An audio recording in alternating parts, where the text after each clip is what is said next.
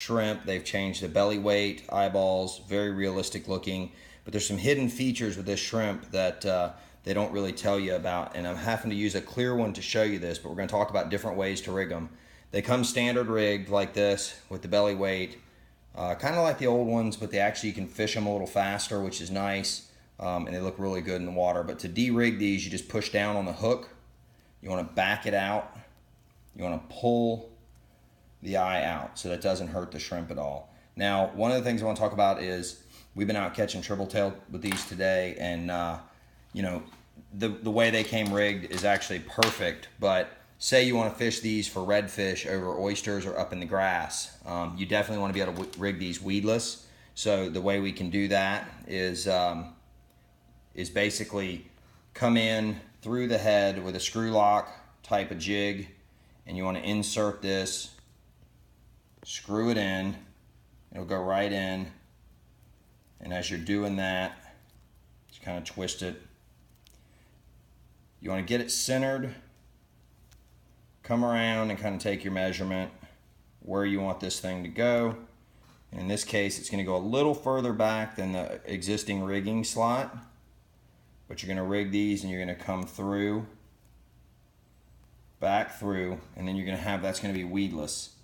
All right, which is pretty good looking shrimp, weedless in the grass for reds, trout, anything like that over oysters or structure habitat. All right, now one of the things that's kind of a hidden feature on this, and we got to use the clear one, is when you're holding these, you can see there's a very small spot in here that looks hollow. And I'm not sure if D.O.A. intended this for this to be used this way, but one of the things that I noticed is I'm rigging these because right now the shrimp we're getting here are extremely big. So I'm rigging these under a popping cork rig, which is something similar to this, with just a standard kale hook, how we'd fish them live bait style. I'm taking a rattle weight. I use the plastic ones because the glass ones bust after you catch one fish. But there is actually a rigging slot in here that I believe is probably for a rattle. And that will slide straight in to this rigging slot, and you can just push them straight in there like so, and then you've got rattles in the shrimp. And then what we're doing is I'm using a size 4 kale hook.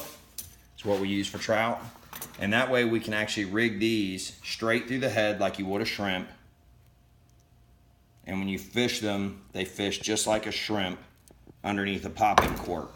That's another way we rig those for reds, trout, and triple tail today actually as well.